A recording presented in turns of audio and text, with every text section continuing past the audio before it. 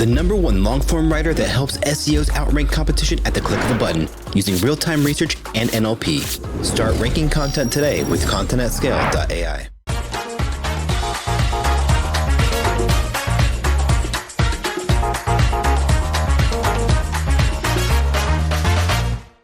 Wix Studio, one end-to-end web creation platform for your agency to deliver exceptional work with absolute efficiency. Thank you for this nice introduction, and welcome everyone. Thank you for being here in the room, and I hope that we will offer something interesting in the session for you. So I will be talking about embarrassing multilingualism in e-commerce. This is my first time speaking in Brighton, so if I did some mistake, be patient.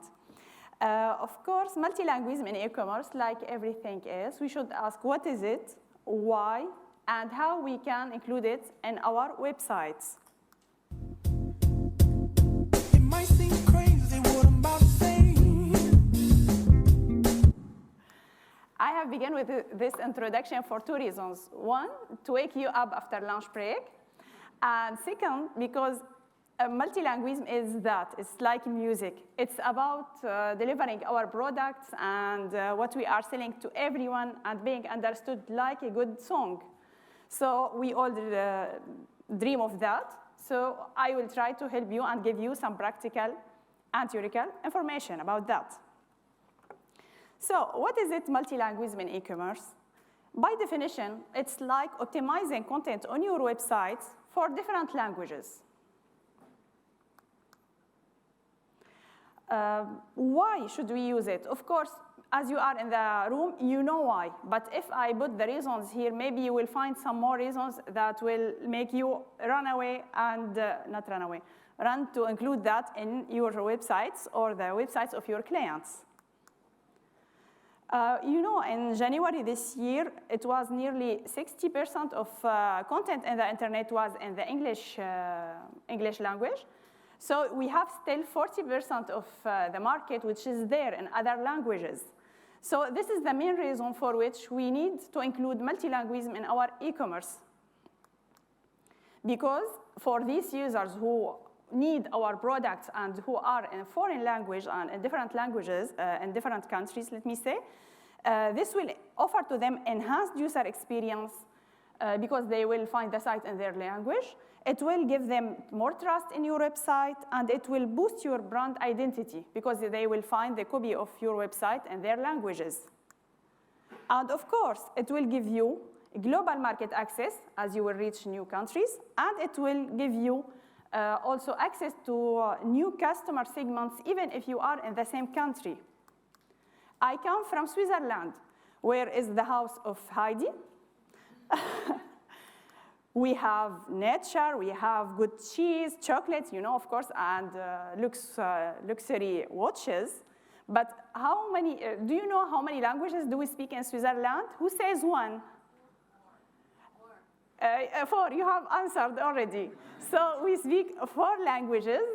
You know, it's French, German, Italian, and a language that's called Romansh. Not everyone talks it, but some people.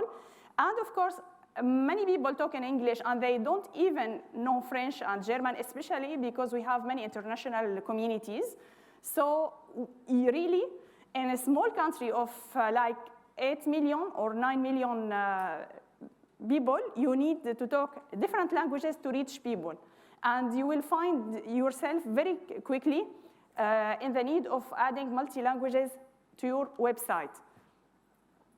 So, and even here in UK, for example, if you have someone whose mother language is Indian, so he will be more happy to find an Indian version of your website so he can explore your products and buy them.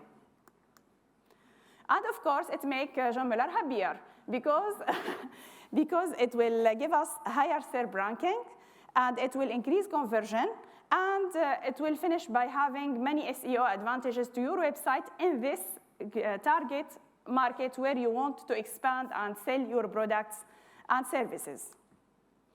It's more than that, cost-effective growth, And it will give you really a competitive advantage. So don't hesitate. If you are hesitating now, go directly and add this to your websites. Now, before doing that, ask yourself, is it the right time? Do I need this exactly, really? Do I need this for my website? And more important point, is my site now ready to be expanded? Because sometimes the budget that you will use to add another language to your website, it's better to use it to correct the website if you have some SEO technical issues, if you have some things, for example, to consider your content strategy. Maybe you have some duplicated content, some things that need to be corrected before you expand to new countries. So consider that and be clear if it's the right moment for you to expand. And more than that, consider the user. Do you understand your users?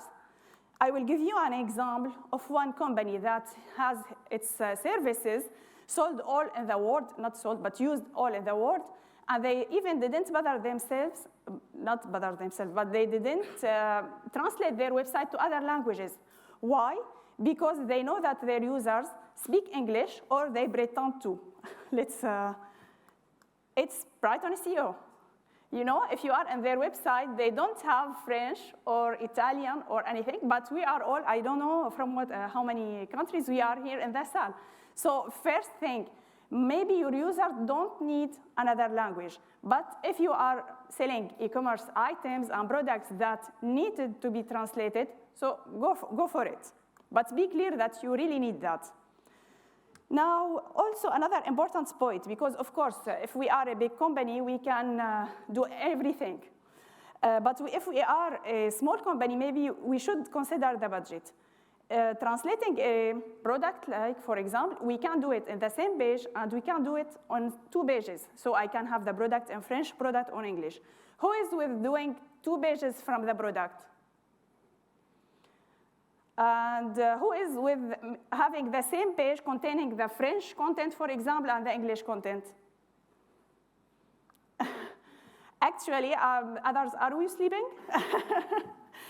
Actually, it's better always to have 2 pages.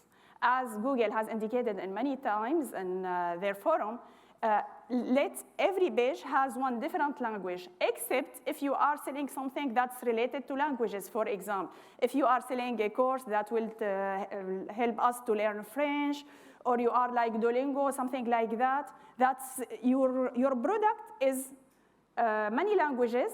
Otherwise, keep one language by one page. And be clear, sometimes if you add some foreign keywords, it's not a big deal.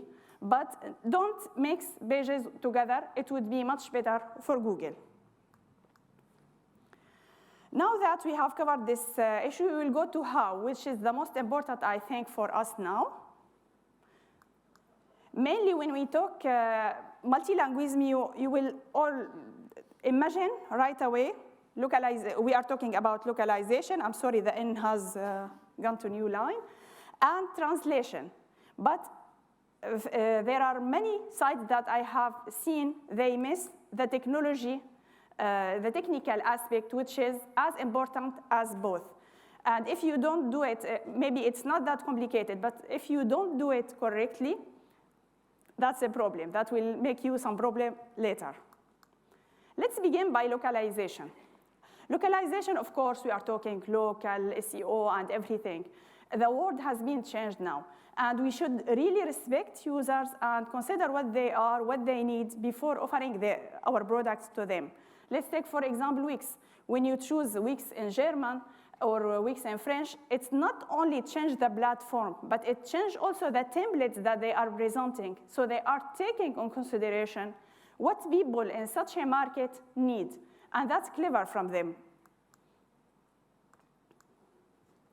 Localization also includes changing doing your homework by doing the keyword research. As Greg says always, it's the most difficult thing to do, but it should be done right. So do your homework, do your keyword research in the new language where you want to expand, because maybe people there are looking for these products in different languages. So consider this. Be careful for the idiom, the jokes, everything that you want to translate. Maybe it will be taken wrong in some other cultures, so be careful for this point. And even for the brands, you know, in some countries, they don't love or they love too much one brand. So if you are like Zalando using many brands in your site, consider that in many countries, in a specific country, they might not love so much this or this brand, so don't add it in their version. Consider also how they represent money, how measures like IKEA from inches to centimeters, depending on the country, how they represent their dates, the time, and everything in their version, in this country. To do that, you can go to the websites which are famous in that country and do exactly like them, how they do work. One example about localization and taking into consideration the local events is about McDonald's. When they add the Advent calendar, which is 24 days, 24 surprise before Christmas. If you do this in the MENA, it will not work because it's not an international fit, so party, I'm sorry. So they are taking in consideration the local, the country where they are. Another example about McDonald's, when they have added something related to football when their team was participating in the World Cup of Qatar in 2022. So it's like always keeping an eye on what's happening in this country where I want to expand. Also consider shipping, how the ways of payment are done in such a country. About social media, what do people like in social media and such in every country? And another, like for example, in the MENA, they love Instagram, while maybe here it's more Twitter. Even what people do like, in some countries, they like video. They get into your product and they want to see a video. While in other countries, they prefer more to have more images, more reviews, the social proof. So always look at the competitors and people who are successful in that market and what they are doing and do like them so that you can understand the users. Address variation, the taxes, and logistics. If you are selling something with, and you need a warehouse, how can you manage all of this? Taking into consideration also the local events, the photos, and maybe you will change the design depending on where you are expanding. For example, this is an example of Lindt, which is the chocolate, famous chocolates of Switzerland. And you see in the homepage, they have different copies of, they have changed the photo according to the country. Here we have an example of the German, UK, French, and Italian, I think. Another example is Nestle, how they change also their colors, and we see the red always in everything related to Switzerland. So it's only in the homepage. If you only change the country, you will see it's only changing the photo. It can give some localization effect. One example is the German market, where they are very obsessed with details. You should describe exactly what's the product, what does it do exactly. While if you are selling in the UK or in France, maybe you will sell the dream, what this product will give to you. So maybe you should change the description completely. And even consider, for example, that German returns like half of their what they buy from online. So keep that in mind also. Now, most famous big companies do that correctly. So let's inspire from them.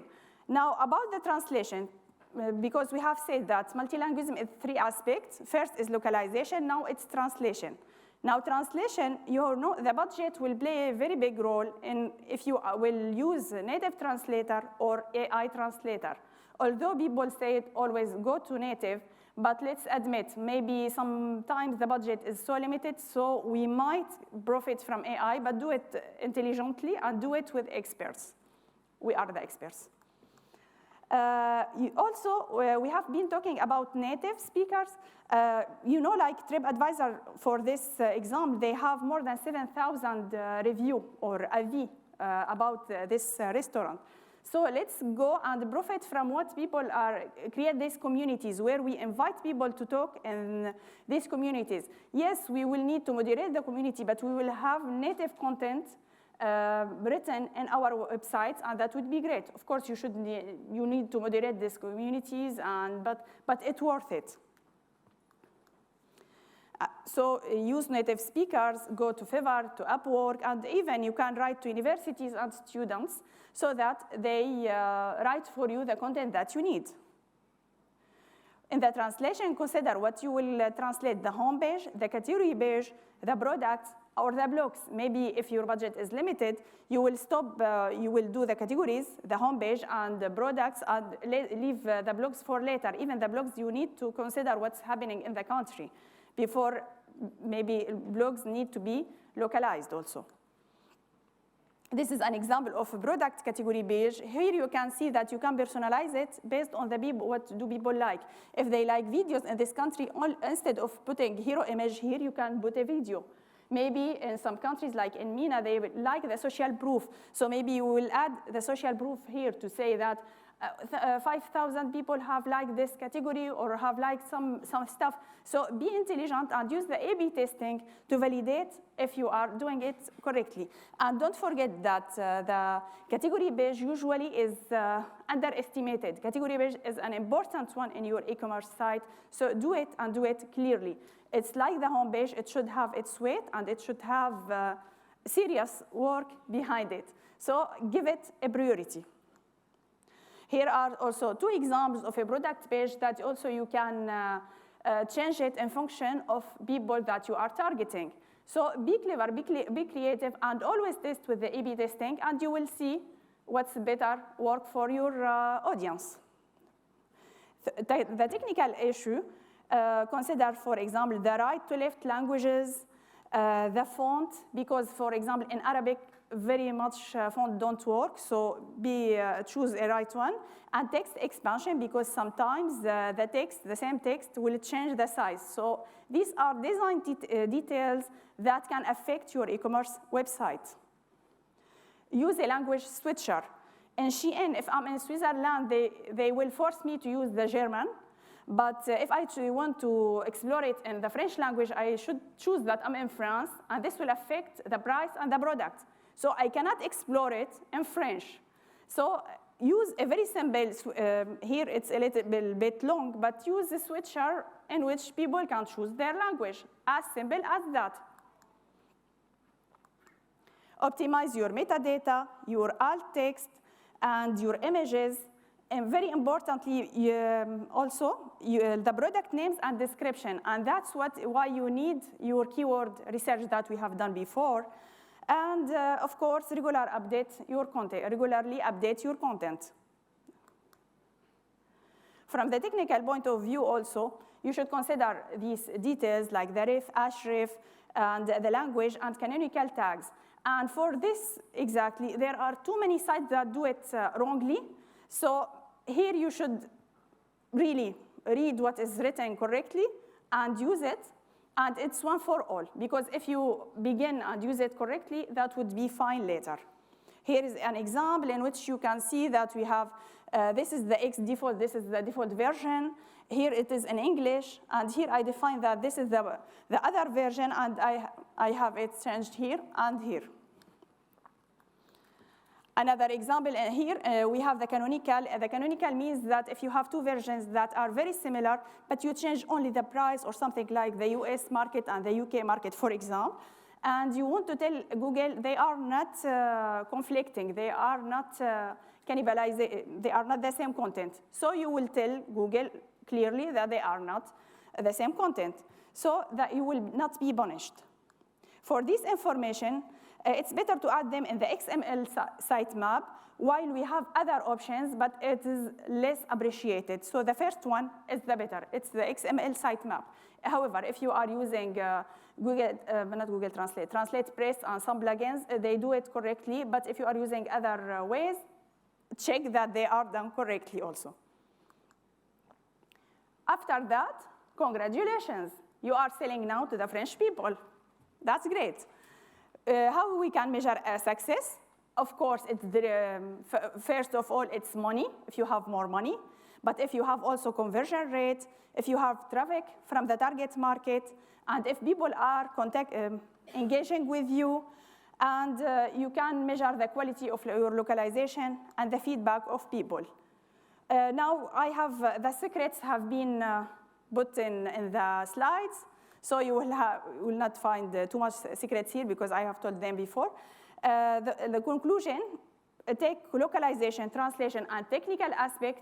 The three are as important, each of them. Do your multi-language keyword research correctly, and go to local backlinks. You know, if you have backlinks, it will make all the group of this product, even the other versions, stronger. So a backlink, worth it, and you know that always. I will finish by telling that if you want to expand, you know we are in the social age, so if you want to expand, please go to local influencers, ask them to introduce your product, and stay updated. That's very important, especially with what is happening now in the world, and use tools and plugins that will help you. Keep regularly updating your content. I'll finish by be creative. Thank you. Monthly reporting making you want to shove sharp things up your nose? Try Dragon Metrics, the all-in-one SEO software with mind-blowing reporting tools.